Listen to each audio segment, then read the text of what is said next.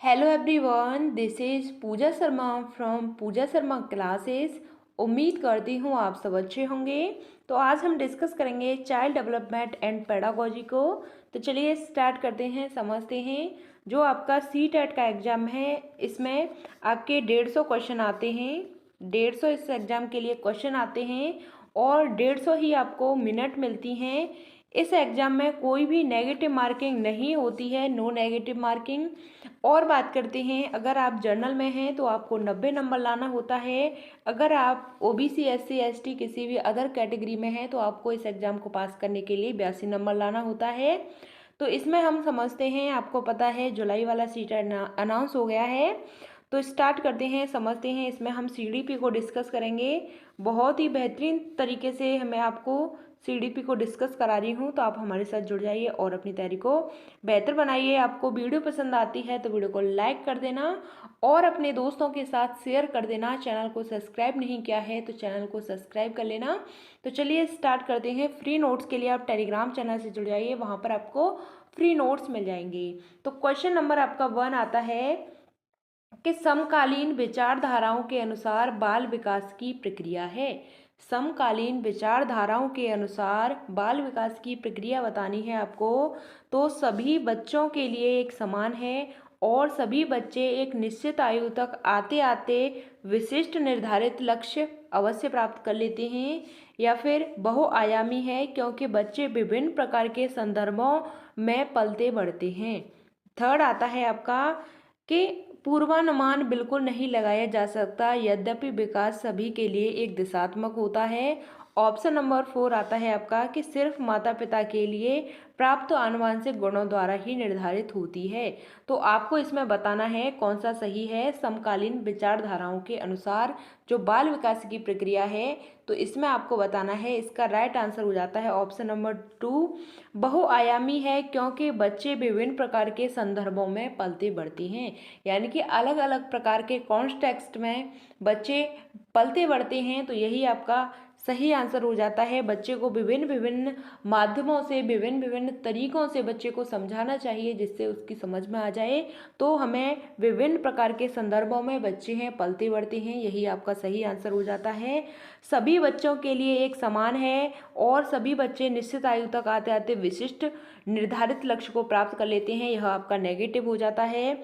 और पूर्वानुमान बिल्कुल नहीं लगाया जा सकता है, यद्यपि सभी के लिए दिशात्मक होता है, यह भी आपका गलत हो जाता है। आगे बात करते हैं, सिर्फ माता पिता से प्राप्त आनुवंशिक गुणों के द्वारा ही निर्धारित होती है, तो यह भी आपका गलत हो जाता है। तो इसका सही आंसर हो जाता है बहुआयामी, क्योंकि बच्चे विभिन्न प्रकार के संदर्भों में पलते बढ़ते हैं, यही आपका राइट आंसर हो जाता है। क्वेश्चन नंबर आपका 2 आता है, विकास का सिद्धांत बताता है कि गामक कौशलों का विकास शरीर के मध्य से आरंभ होकर शरीर के सिरों की ओर बढ़ता है। कहाँ से स्टार्ट होता है? तो शरीर के मध्य से स्टार्ट होकर कहाँ तक पहुँचता है? शरीर सिरों की ओर पहुँचता है। तो आपको इसमें बताना है, यानी कि मध्य से, यानी कि सेंटर टू पेरिफेरी जाता है, यानी कि केंद्र से बाहर की ओर जाता है। जो बच्चे का विकास होता है सेंटर से कहा जाता है बाहर की ओर जाता है, तो यह क्या कहलाता है? आपका प्रोक्सिमोडिस्टल कहलाता है। इसी को हम क्या बोलते हैं? अधोगामी बोलते हैं। क्या बोलते हैं? इसी को हम अधोगामी बोलते हैं। जो सेंटर से कहा जाता है बाहर की तरफ जाता है, तो यह आपका अधोगामी कहलाता है। ऑप्शन में दे रखा है घुमावदार, विशिष्टता, अधोगामी या शीर्षगामी। तो इसका राइट आंसर हो जाता है अधोगामी। यह, इसको हम इंग्लिश में प्रोक्सिमोडिस्टल बोलते हैं। शीर्षगामी की बात करते हैं तो यह, इसका विकास कैसे होता है? सिर से पैर की तरफ होता है।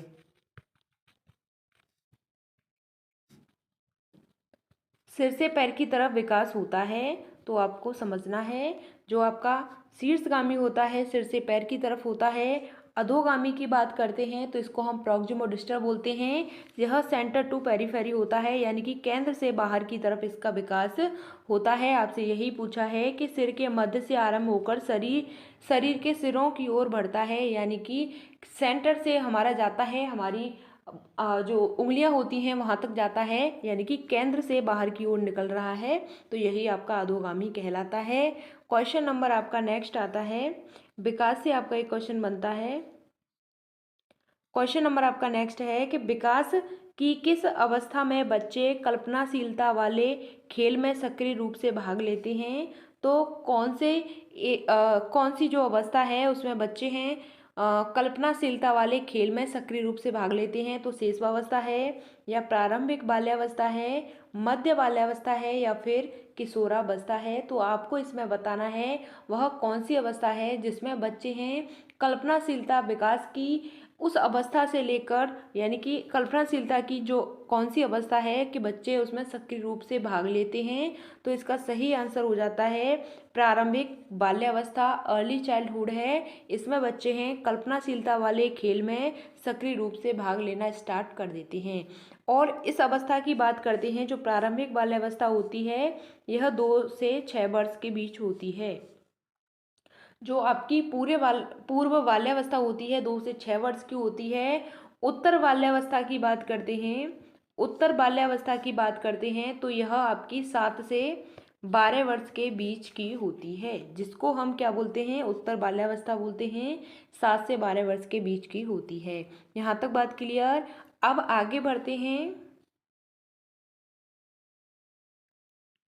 क्वेश्चन नंबर 4 आता है आपका कि निम्न में से कौन सी बच्चों के शारीरिक निम्न में से कौन सी बच्चों के सामाजिककरण की द्वितीय संस्थाएं हैं। बच्चों के सामाजिककरण की द्वितीय संस्था कौन है। तो आपको बताना है परिवार है, मीडिया है, धार्मिक संस्था है, या फिर विद्यालय है। तो बच्चों के सामाजिकरण की द्वितीय संस्था आपसे पूछी है। अगर आपसे प्राथमिक पूछता, यहाँ से आपका क्वेश्चन बनता है, तो प्राथमिक पूछता तो आपका क्या हो जाता, परिवार हो जाता।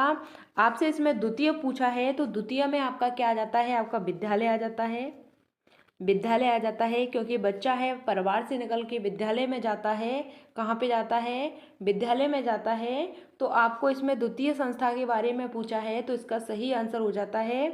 तो इसमें परिवार भी दे रखा है, मीडिया भी, धार्मिक संस्थाएं, विद्यालय। लेकिन जो आपका द्वितीय संस्था हो जाती है इसमें मीडिया भी होती है आपकी, और धार्मिक संस्थाएं भी होती हैं, और विद्यालय भी होता है। क्योंकि जो परिवार होता है यह प्राथमिक होता है, परिवार प्राथमिक होता है।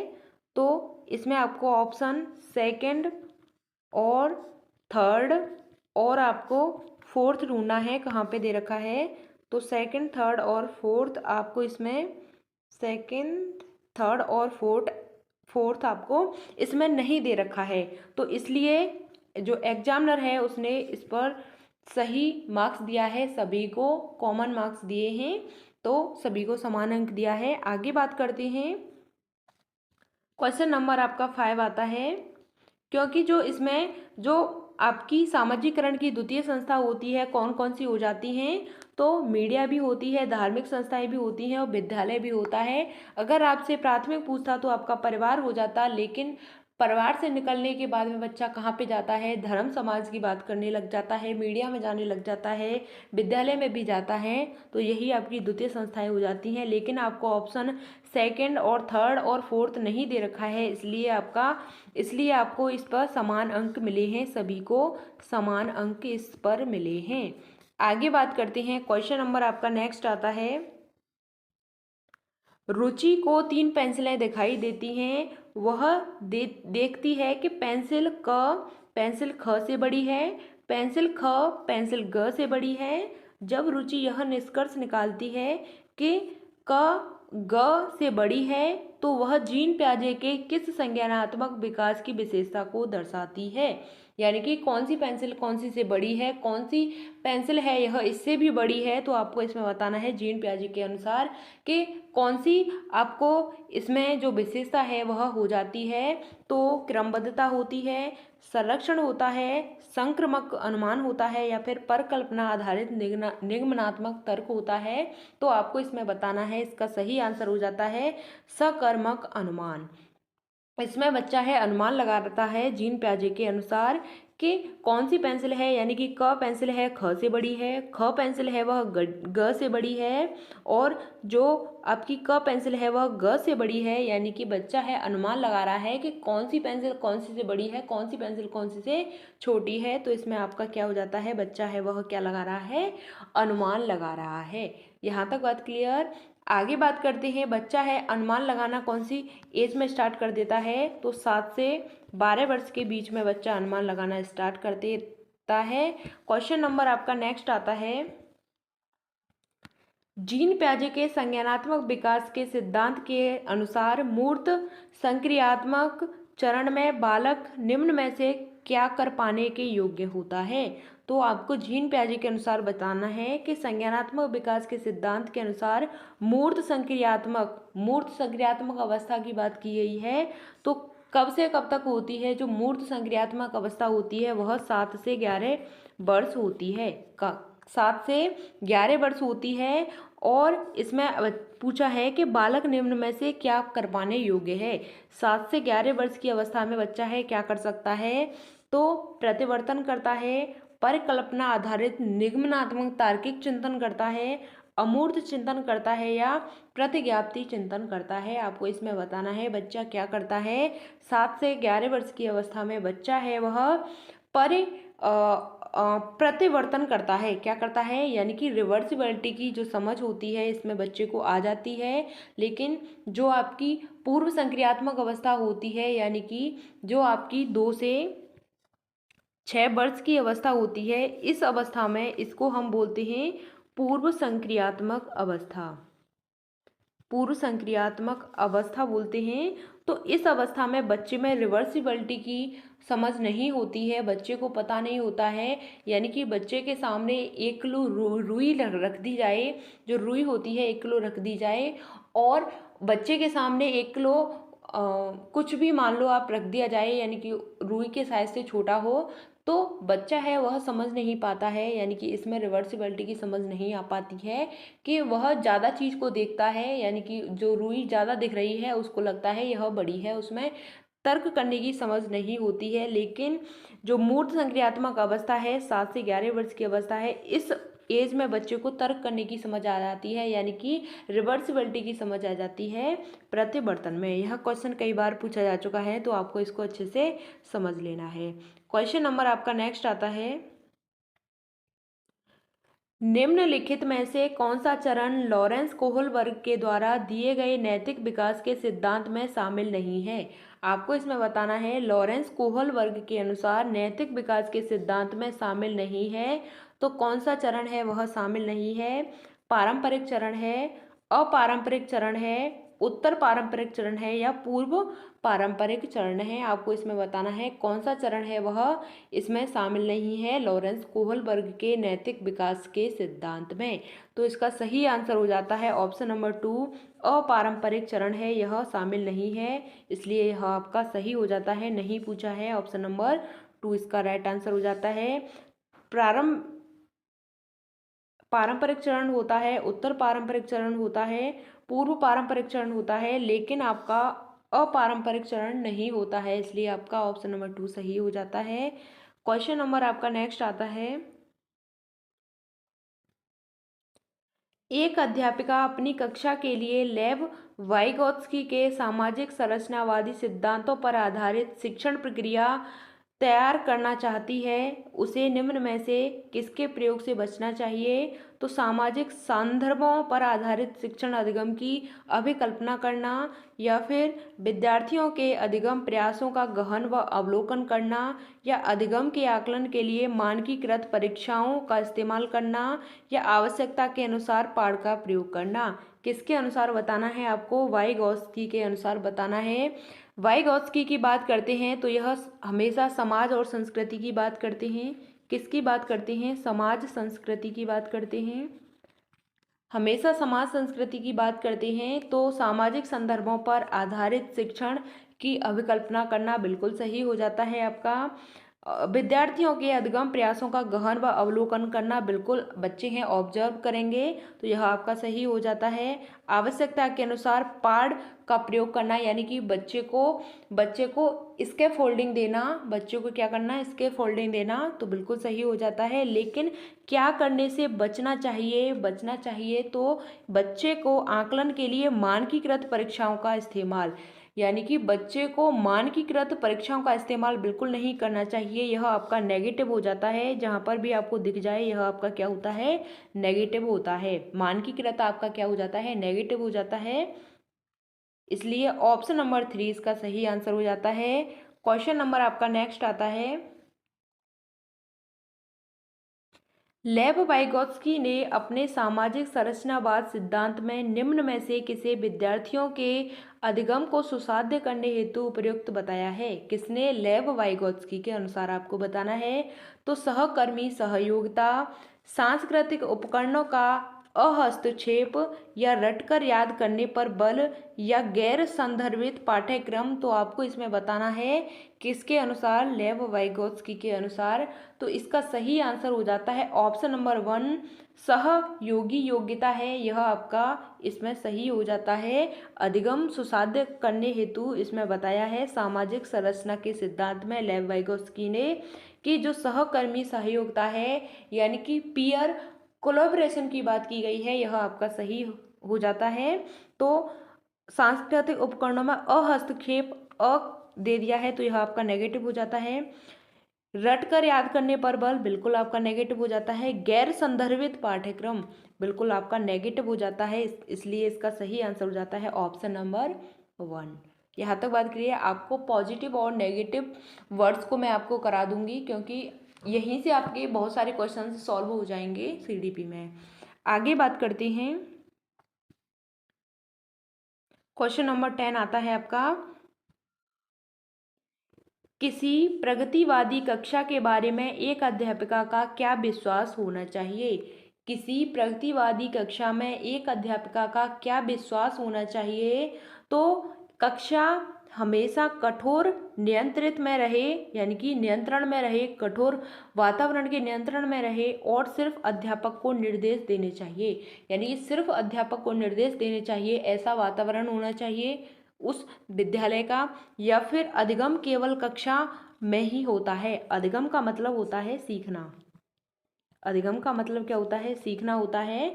तो अधिगम केवल कक्षा में ही होता है, या फिर कक्षा में विद्यार्थी अपने साथ विविध प्रकार के समृद्ध अनुभव लाते हैं, या फिर विद्यार्थी केवल ड्रिल अभ्यास के माध्यम से ही सबसे अधिक सार्थकता से सीखते हैं। किसके माध्यम से, केवल ड्रिल अभ्यास के माध्यम से। तो आपको इसमें पूछा है क्वेश्चन में कि किसी प्रगतिवादी कक्षा के बारे में एक अध्यापिका का क्या विश्वास होना चाहिए। तो इसका सही आंसर हो जाता है ऑप्शन नंबर 3 हो जाता है कि जो विद्यार्थी होते हैं अपने साथ, यानी कि जब विद्यालय में एंट्री करते हैं तो अपने साथ विभिन्न प्रकार के अनुभव को लेकर के आते हैं, बहुत सारे अनुभव लेकर के आते हैं। इसलिए ऑप्शन नंबर 3 इसका सही आंसर हो जाता है। ऑप्शन नंबर 1 की बात करते हैं तो क्यों गलत होता है कि कक्षा में हमेशा कठोर नियंत्रण हो रखें और अध्यापक को निर्देश देना चाहिए, सिर्फ आपको यहाँ पे दे रखा है, यह आपका नेगेटिव हो जाता है, बिल्कुल गलत है। केवल कक्षा में ही होता है अधिगम, बिल्कुल गलत हो जाता है, ऐसा नहीं है। बच्चे हैं कक्षा से बाहर भी सीखते हैं। और केवल ड्रिल अभ्यास के माध्यम से आपको केवल दे रखा है, यह आपका नेगेटिव हो जाता है। इसलिए आपका ऑप्शन जो होता है सही, वह ऑप्शन नंबर 3 है कि विद्यार्थी है अपने साथ विभिन्न प्रकार के अनुभव को लेकर के आता है जब विद्यालय में एंट्री करता है। क्वेश्चन नंबर आपका 11 आता है, किस विचारक ने इस बात को नकारा है कि बुद्धि एकल इकाई है और कई पृथक स्वतंत्र बुद्धियों का सिद्धांत प्रतिपादित किया है। आपको इसमें बताना है कि कौन सा विचारक है, उसने यह बताया है, यानी इस चीज़ को बिल्कुल हटा दिया है कि बुद्धि है वह एकल इकाई है और कई पृथक स्वतंत्र बुद्धियों का भी सिद्धांत प्रतिपादित किया है। तो यानी कि कई प्रकार की बुद्धियों के बारे में बताया है।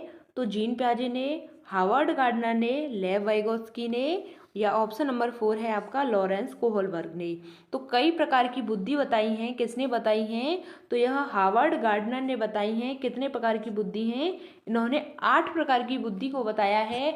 8 प्रकार की अलग अलग बुद्धि होती हैं। कौन कौन सी बुद्धि होती हैं उसके नाम मैं आपको थोड़ा सा बता देती हूँ।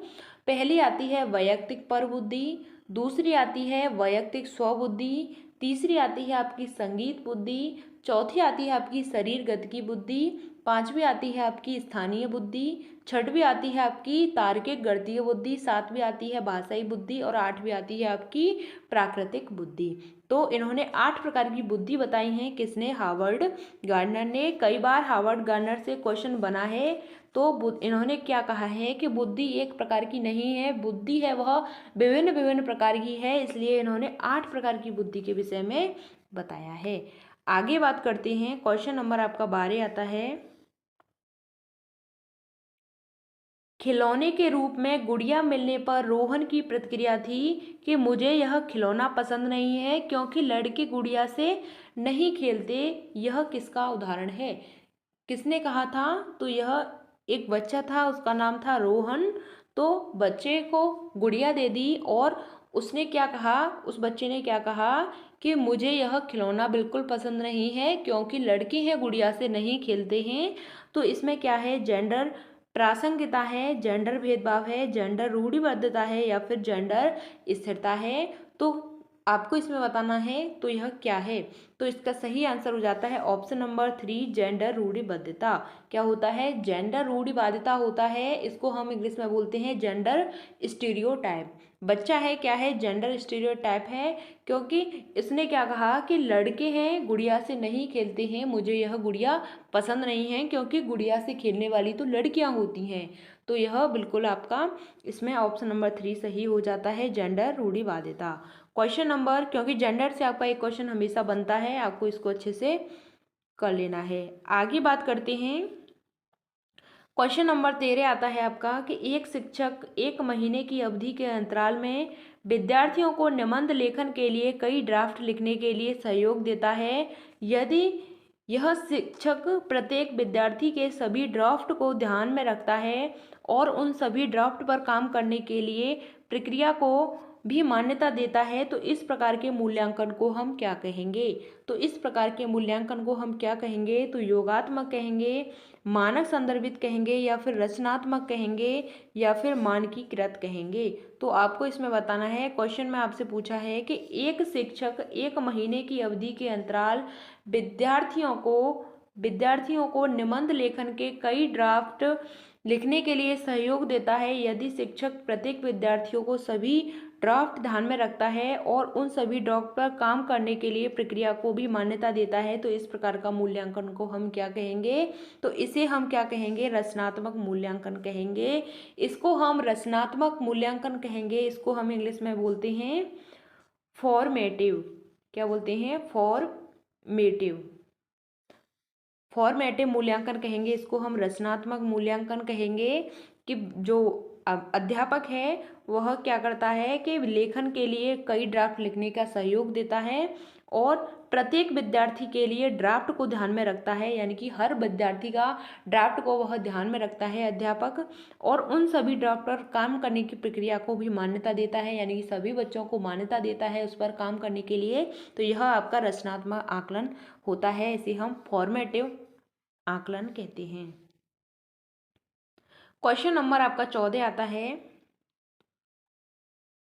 एक बहुभाषीय कक्षा में शिक्षक को क्या करना चाहिए? तो वार्तालाप के लिए मातृभाषा के उपयोग को निरुत्साहित करना चाहिए या ज़्यादातर विद्यार्थियों द्वारा बोली जा रही प्रमुख भाषा को ही स्वीकार करना चाहिए या भाषाओं की विविधता के बारे में जागरूकता लानी चाहिए, विद्यार्थियों को पसंद के अनुसार भाषा इस्तेमाल करने की अनुमति देनी चाहिए, या फिर ऑप्शन नंबर 4 आता है आपका कि एक लक्ष्यांक भाषा जैसे किसी अंग्रेजी को छोड़कर अन्य भाषाओं के उपयोग की उपेक्षा करनी चाहिए। तो एक बहुभाषी कक्षा में शिक्षक को क्या करना चाहिए? यानी कि बच्चे हैं, विभिन्न प्रकार की भाषा बोलते हैं, तो एक अध्यापक होने के नाते आप क्या करेंगे? तो भाषाओं की विविधता के बारे में आपको जहाँ पे भी विविधता ऑप्शन दिख जाए वही आपका राइट आंसर हो जाता है। विविधता यह आपका क्या है? यह आपका पॉजिटिव वर्ड है, आपको इसको नोट करके लिख लेना है साथ ही साथ।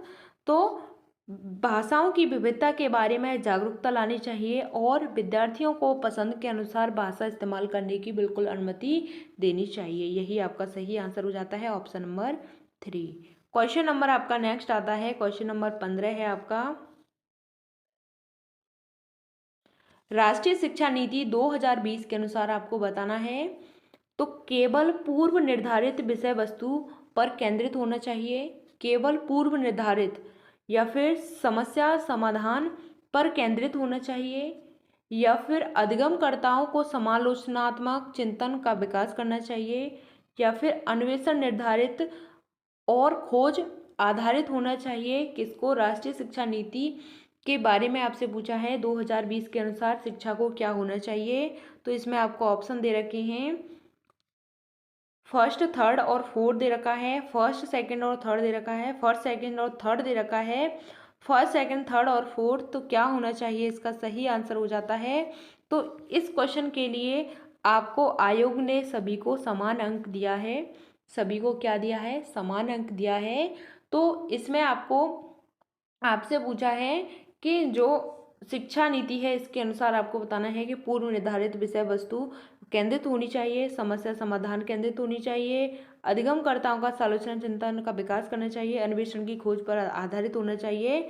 तो इसमें आपका सही आंसर हो जाता है सेकंड, थर्ड और फोर्थ। सेकंड, थर्ड और फोर्थ आपको इस ऑप्शन में देखना था, सेकंड, थर्ड और फोर्थ। तो इसमें कोई भी आपका ऑप्शन नहीं है, इसलिए आपका यह इस पर सभी को समान अंक मिला है। सभी को समान अंक मिला है, सेकंड, फोर्थ और थर्ड, सेकंड, थर्ड और फोर्थ आपका इसमें किसी में भी नहीं दे रखा है। ऑप्शन नंबर इसमें 1 दे रखा है, जिसमें भी आपको 1 दे रखा है वह आपका नेगेटिव हो जाता है, क्योंकि यहाँ पे 1 में आपको केवल दे रखा है, केवल पूर्व निर्धारित विषय वस्तु पर केंद्रित होना चाहिए। बिल्कुल ऐसा नहीं होना चाहिए। आगे बात करते हैं, आपको समझ में आ रही होंगी चीज़ें, मैं आपको बोल रही हूँ जो भी। आगे बात करते हैं, मेरे एक एक वर्ड पर होश करके चलना है आपको। पाठ्यक्रम को जल्दी पूरा करने के लिए एक शिक्षिका हमेशा अपनी पसंद के कुछ बच्चों से उत्तर पूछ लेती है। शिक्षिका द्वारा किया गया क्या कार्य है? यानी कि पाठ्यक्रम को जल्दी पूरा करने के लिए एक जो अध्यापिका है हमेशा अपनी पसंद के ही कुछ बच्चों से उत्तर पूछ लेती है। अध्यापिका क्या कर रही है? अपनी पसंद के बच्चों से उत्तर पूछ रही है। तो शिक्षिका द्वारा किया गया यह कार्य क्या है? तो इसमें आपको बताना है पाठ्यक्रम पूरा करने हेतु नियोजित है, या फिर यह दर्शाता है कि शिक्षिका में अपनी कक्षा में श्रेष्ठ बच्चों को पहचानने का अच्छा कौशल है, या फिर विद्यार्थियों को समान अवसर की उपलब्धता से वंचित करना है, या फिर सभी विद्यार्थियों के समान सम्मिलन को सुनिश्चित करने में प्रभावशाली होगा। तो आपको इसमें बताना है वह जो शिक्षिका है यह ऐसा कर रही है, तो यह क्या हो जाता है कि अपनी पसंद के बच्चों से कुछ उत्तर पूछ लेती है। तो इसका सही आंसर हो जाता है ऑप्शन नंबर 3 कि विद्यार्थियों को समान अवसर की उपलब्धता से वंचित कर रही है। यानी कि बच्चों को समान अवसर नहीं दे रही है, अपनी पसंद के कुछ बच्चों को उसमें से छांट करके उन्हीं से क्वेश्चन आंसर कर रही है। तो सभी बच्चों को इसमें मौका नहीं मिल पा रहा है, इसलिए ऑप्शन नंबर 3 इसका सही आंसर हो जाता है। एक अध्यापक होने के नाते आपको ऐसा नहीं करना है, सभी बच्चों को समान लेकर के चलना है समावेशी शिक्षा के तहत। आगे बात करती हैं, क्वेश्चन नंबर आपका नेक्स्ट आता है,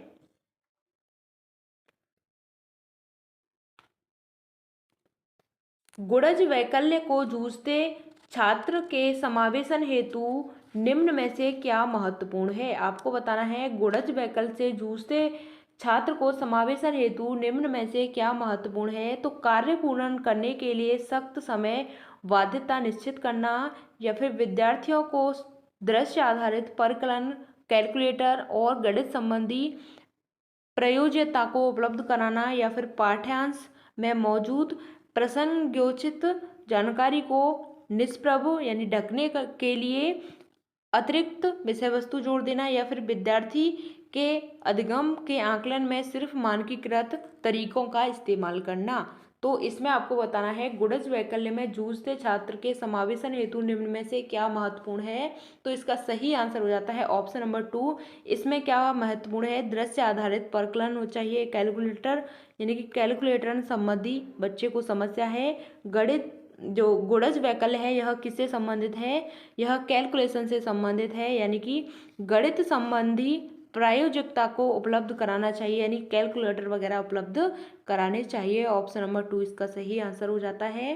क्वेश्चन नंबर जो आपके यह विकार हैं यहाँ से आपका एक क्वेश्चन बनता है, तो आपको इन विकारों को अच्छे से पढ़ लेना है, मैंने आपको करा दिए हैं। बाकी मैं आपको और करा दूंगी। आगे बात करते हैं। एक दृष्टिबाधिता वाले विद्यार्थी के लिए निम्न में से कौन सी सामग्री लाभदायक नहीं होगी? किसके लिए? दृष्टिबाधिता वाले विद्यार्थी के लिए निम्न में से कौन सी जो सामग्री है वह लाभदायक नहीं होगी? तो स्पर्शिक ग्लोब किसकी बात की गई है? दृष्टिबाधिता वाले विद्यार्थी की बात की गई है। तो स्पर्शिक ग्लोब या छोटे अक्षरों वाली पुस्तकें या दृश्य पठन सॉफ्टवेयर या ब्रेल लिपि वाली पुस्तकें, तो इसमें लाभदायक नहीं है, नहीं पूछा है, इसलिए छोटे अक्षरों वाली पुस्तकें हैं वह दृष्टिबाधित बच्चों के लिए बिल्कुल लाभदायक नहीं होती हैं। तो ऐसी पुस्तकें बच्चों को नहीं देनी है जो छोटे अक्षरों वाली पुस्तकें हों। आगे बात करते हैं। क्वेश्चन नंबर 19 आता है आपका। ये कथन और तर्क से आपके क्वेश्चन बने हैं। तो भाषा शिक्षण के दौरान एक अध्यापिका को लिखित सामग्री के साथ साथ श्रवण की पुस्तकें उपलब्ध करानी चाहिए, यानी लिखने के साथ साथ श्रवण सामग्री की जो पुस्तकें हैं वह भी उपलब्ध करानी चाहिए। रीजन आता है आपका कि प्रस्तुतिकरण की विविध विकल्प भिन्न अधिगम कर्ताओं की ज़रूरतों को पूरा कर पाती हैं, जैसे पठन विकारों से जूझते विद्यार्थी। तो इसमें आपको बताना है ए और आर दोनों सही हैं। आर ए की सही व्याख्या करता है, ए और आर दोनों सही हैं। आर ए की सही व्याख्या नहीं करता है। ए सही है लेकिन आर गलत है, या फिर ए और आर दोनों सही हैं, आपको इसमें बताना है। तो इसका सही आंसर हो जाता है, इसका सही आंसर हो जाता है ऑप्शन नंबर 1, जो आपका ए और आर दोनों सही हैं। आर सही व्याख्या करता है ए की, आर ए की सही व्याख्या करता है कि विविध विकल्प विभिन्न अधिगमकर्ताओं की ज़रूरतों को पूरा करते हैं। पठन विकारों से जूझते विद्यार्थी हैं वह उनकी ज़रूरतों को पूरा करते हैं, इसलिए ऑप्शन नंबर आपका 1 सही है, क्योंकि लिखित सामग्री के साथ साथ में श्रवण सामग्री भी उपलब्ध करानी चाहिए। तो इसलिए जो आपका आर है वह ए की सही व्याख्या करता है। ऑप्शन नंबर आपका 1 बिल्कुल राइट हो जाता है। क्वेश्चन नंबर आपका नेक्स्ट आता है। एक सृजनात्मक बालक में निम्न में से कौन से गुण मौजूद होंगे? एक क्रिएटिव बच्चा है, उसमें कौन कौन से जो गुण हैं वह मौजूद होंगे? तो अपसारी चिंतन होगा, अभिसारी चिंतन होगा, अमूर्त चिंतन की योग्यता होगी, नवीन आमुख उत्पादन की योग्यता होगी। तो आपको इसमें बताना है तो किस किस की बच्चे में योग्यता होगी, तो इसका सही आंसर आपको बिल्कुल बताना है। तो हम बात करते हैं जो आपका बच्चा कैसा है, क्रिएटिव बच्चा है, तो उसमें अपसारी चिंतन होगा और अमूर्त चिंतन की भी योग्यता होगी उस बच्चे में। नवीन आमुख उत्पादन की भी योग्यता होगी, यानी नई नई चीज़ों के विषय में खोज पाना उस बच्चे में यह उसके गुण मौजूद होंगी। तो इसका सही आंसर हो जाता है फर्स्ट, थर्ड और फोर्थ। अभिसारी चिंतन है यह आपका बिल्कुल गलत होता है, अभिसारी चिंतन नहीं होता है क्रिएटिव बच्चे में। तो इसका सही आंसर हो जाता है फर्स्ट, थर्ड और फोर्थ। तो आपको फर्स्ट, थर्ड और फोर्थ देखना है। तो फर्स्ट, सेकंड और थर्ड आता है, बिल्कुल गलत होता है, सेकंड नहीं होता है। इसमें भी सेकंड है, गलत है। इसमें भी सेकंड है, यह गलत है। ऑप्शन नंबर 3 इसका सही आंसर हो जाता है फर्स्ट, थर्ड और फोर्थ, यही आपका सही आंसर है। तो बच्चे में जो आपका सृजनात्मक बच्चा है इसमें अपसारी चिंतन होता है, अमूर्त चिंतन होता है, नवीन आमुख उत्पादन की योग्यता होती है। क्वेश्चन नंबर आपका नेक्स्ट आता है। कथन और तर्क से है आपका क्वेश्चन। कक्षा में मूल्यांकन के लिए शिक्षकों को विभिन्न यानी कि विविध विद्यार्थियों का प्रयोग करना चाहिए। एक कक्षा में बच्चे की सफलता और असफलता को केवल पेपर पेंसिल परीक्षा के द्वारा सही और पूर्ण रूप से निर्धारित नहीं किया जा सकता। तो इसमें आपको बताना है ए और आर दोनों सही हैं, आर ए की सही व्याख्या करता है। ए और आर दोनों सही हैं, आर ए की सही व्याख्या नहीं करता है। ए सही है लेकिन आर गलत है, या फिर ए और आर दोनों सही हैं। तो आपको इस क्वेश्चन में बताना है कौन सा सही है। तो इसका सही आंसर हो जाता है, इसका सही आंसर हो जाता है मूल्यांकन के लिए शिक्षकों में विविध प्रकार का प्रयोग करना चाहिए और कक्षा में बच्चे की सफलता असफलता पेपर पेंसिल के द्वारा सही पूर्ण रूप से निर्धारित नहीं किया जा सकता है। तो इसका सही आंसर हो जाता है ऑप्शन नंबर 1, ए और आर दोनों सही हैं, आर ए की सही व्याख्या करता है। आर ए की सही व्याख्या करता है, इसलिए आपका ऑप्शन नंबर आपका 1 सही हो जाता है। क्वेश्चन नंबर आपका नेक्स्ट आता है,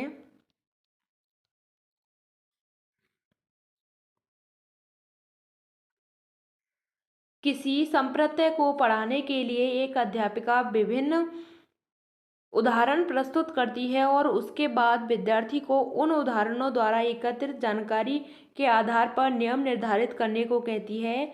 यह क्रिया अध्यापिका किस अधिगम का इस्तेमाल कर रही है, यानी कि इस क्रिया में अध्यापिका है वह किस अभिगम का इस्तेमाल कर रही है, तो निगमनात्मक तर्क का, आगमनात्मक, या फिर अनुकरणात्मक, या प्रतिस्पर्धात्मक। तो आपको इसमें बताना है कि किसी संप्रत्यय को पढ़ाने के लिए एक अध्यापिका है विभिन्न उदाहरण देती है, यानी कि अलग अलग उदाहरण के द्वारा बच्चों को समझाती है। उसके बाद विद्यार्थियों को उन उदाहरणों के द्वारा एकत्रित जानकारी के आधार पर नियम निर्धारित करने को कहती है। तो इस क्रिया में अध्यापिका किस अभिगम का इस्तेमाल कर रही है, तो इसका सही आंसर हो जाता है ऑप्शन नंबर 2। इसमें आगमनात्मक तर्क का इस्तेमाल कर रही है, जो आपका इंडक्टिव होता है। आगमनात्मक तर्क को हम क्या बोलते हैं, इंडक्टिव बोलते हैं। इसका बच्चे में इसका इस्तेमाल कर रही है, बच्चों को विभिन्न विभिन्न उदाहरण दे रही है, तो यह आपका क्या हो जाता है, आगमनात्मक तर्क हो जाता है। क्वेश्चन नंबर आपका नेक्स्ट आता है, कक्षा निगमन में विद्यार्थी की सहकारिता हेतु एक अध्यापक को क्या करना चाहिए, यानी कि कक्षा नियमन में विद्यार्थी की सहकारिता हेतु एक अध्यापक को क्या करना चाहिए, तो स्वयं ही कठोर और अटल नियमों का निर्धारण करना चाहिए। बिल्कुल आपका गलत हो जाता है। विद्यार्थियों को दुर्व्यवहार के बारे में अभिभावकों से बार बार शिकायत करनी चाहिए, तो यह भी आपका गलत हो जाता है। मापदंडों का पालन न करने पर विद्यार्थियों की भर्त्सना, या फिर मापदंडों और नियमों को स्थापित करने हेतु समय विद्यार्थियों की सहभागिता। तो आपको इसमें बताना है इसका सही आंसर कि कक्षा नियमन में विद्यार्थी की सहकारिता हेतु एक अध्यापक को क्या करना चाहिए, तो अध्यापक को यह भर्त्सना नहीं देनी चाहिए। तो इसका सही आंसर हो जाता है ऑप्शन नंबर 4 कि मापदंडों और नियमों को स्थापित करने हेतु समय विद्यार्थियों की सहभागिता, यह इसका राइट आंसर हो जाता है एक अध्यापक होने के नाते। क्वेश्चन नंबर आपका नेक्स्ट आता है,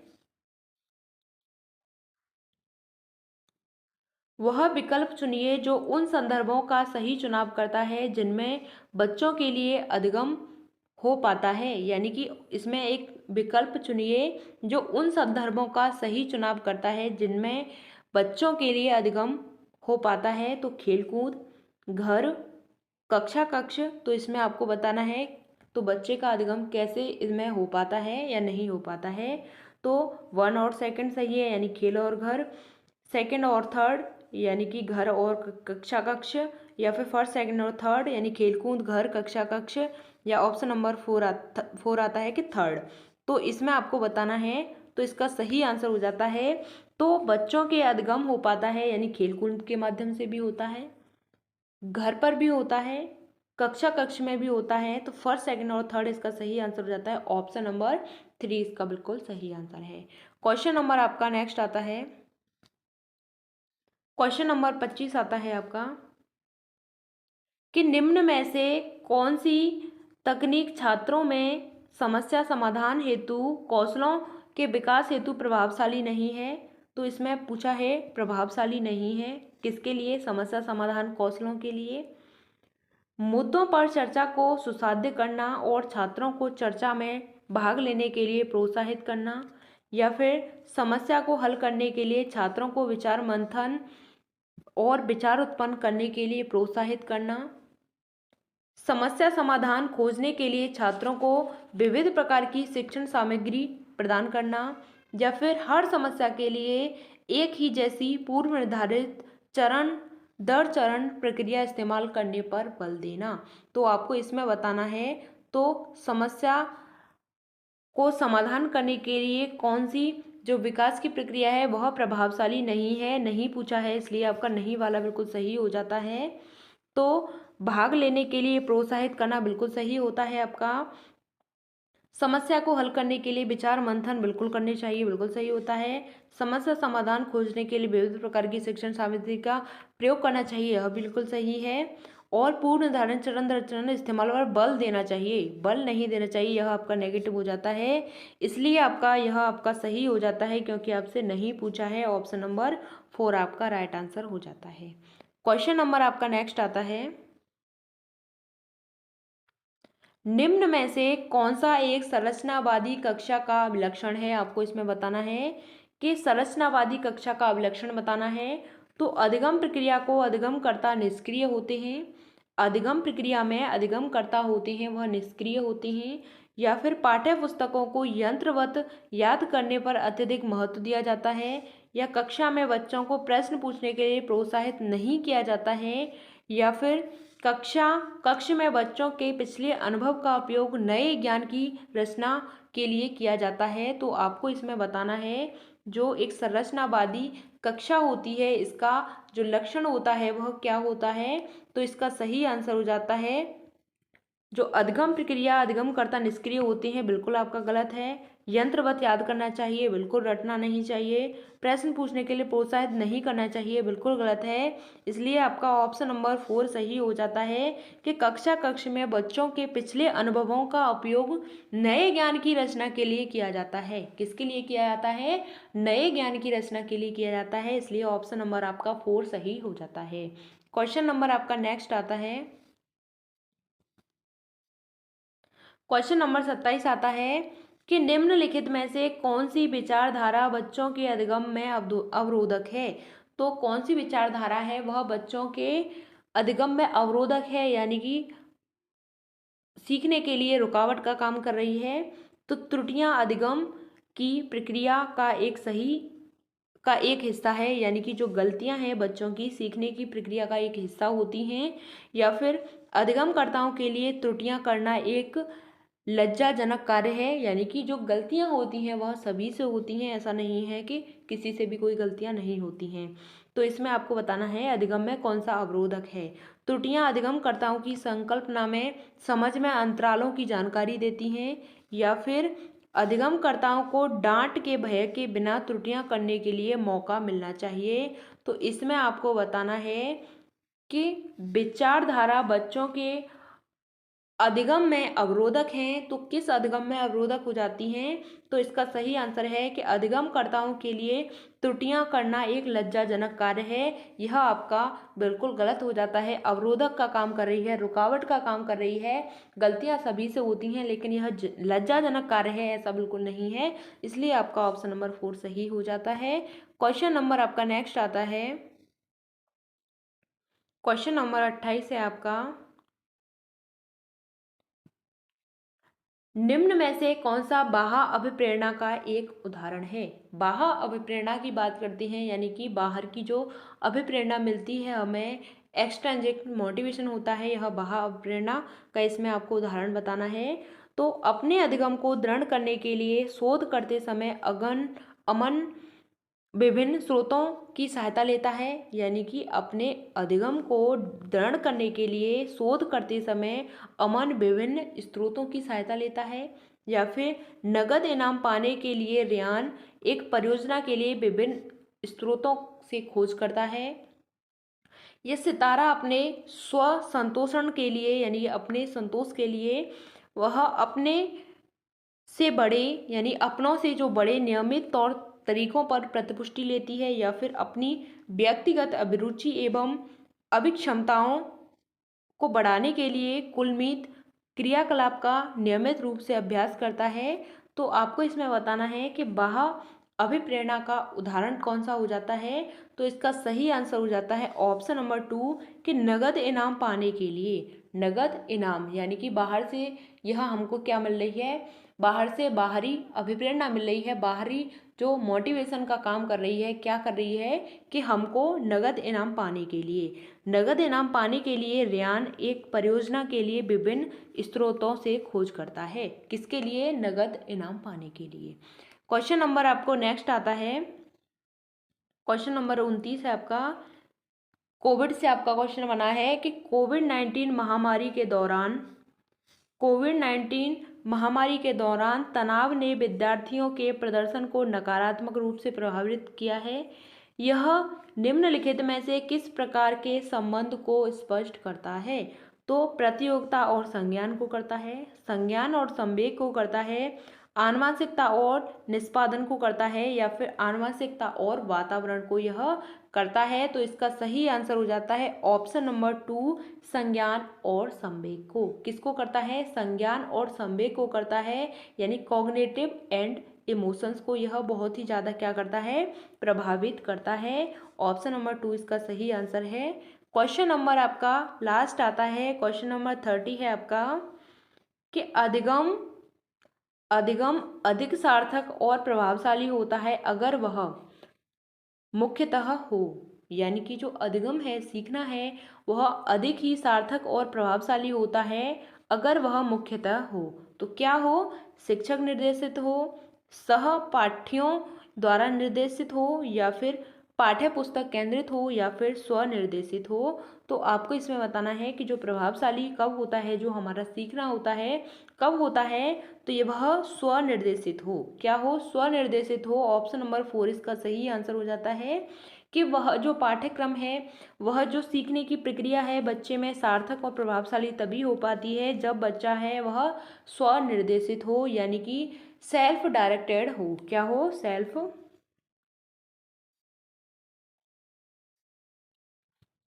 सेल्फ डायरेक्टेड हो, तो तभी वह प्रभावशाली हो पाएगी, यानी खुद से मोटिवेट हो तो तभी जो प्रक्रिया है सीखने की बहुत ही ज़्यादा प्रभावशाली होगी। यहाँ तक हमने 30 क्वेश्चंस कर लिए हैं। उम्मीद करती हूँ आपको समझ में आए होंगे। बहुत अच्छे तरीके से मैंने डिस्कस किया है। अगर आपको कोई भी प्रॉब्लम आती है तो आप हमसे कमेंट के माध्यम से पूछ सकते हैं, हम आपको आपका आंसर करेंगे। मैं आपको इसमें जो आपकी CDP है इसको डिस्कस करा ही रही हूँ, जो आपके प्रीवियस ईयर क्वेश्चन पेपर हैं। मैंने आपको यह नहीं बताया कि कौन सी ईयर का यह पेपर था, यानी कौन सी ईयर का यह पेपर था। तो इसमें मैं आपको बता दूं, जो आपका 3 जनवरी 2022 का यह प्रीवियस ईयर क्वेश्चन पेपर था, इसको मैंने आपको डिस्कस कराया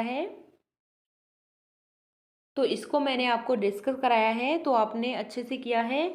इसी तरीके से मैं आपको सभी प्रीवियस ईयर क्वेश्चन पेपर को कंप्लीट कराऊंगी। इसमें मैं मैथ, EBS, हिंदी, संस्कृत, इन सभी को डिस्कस कराऊंगी। तो आपको हमारे साथ जुड़ जाना है और अपनी तैयारी को बेहतर बनाना है, क्योंकि जो जुलाई वाला सीटेट है आपको अच्छे से क्लियर कर लेना है। तो आपको अभी से अपनी रणनीति को बनाना है, क्योंकि इस एग्ज़ाम के लिए जो सीटेट का एग्ज़ाम है इसके लिए previous year question paper plus में आपका जो सिलेबस है इसको भी आपको अच्छे से करना है। तो आपने इन दोनों चीज़ों को अच्छे से कर लिया। अगर आप फर्स्ट बार भी दे रहे हैं तो आपका 110 नंबर से कम नहीं आएगा, प्लस ही आएगा। तो आपको लेकिन तरीके से चलना है, उन चीज़ों को पढ़ना है जो एग्ज़ाम में आती हैं। ऐसा नहीं कि आप इस एग्ज़ाम के लिए आप व्याकरण को पढ़ने बैठ जाएं हिंदी में, ऐसा नहीं करना है। क्योंकि व्याकरण है मात्र मुश्किल से आपकी 5 नंबर की आती होगी, लेकिन आपको इस एग्ज़ाम के लिए आपको मैं बता दूं, यानी कि हर सब्जेक्ट में 15 नंबर की क्या आती है? पेडागोजी आती है। तो पेडागोजी कॉन्सेप्ट पर आपको ध्यान रखना है।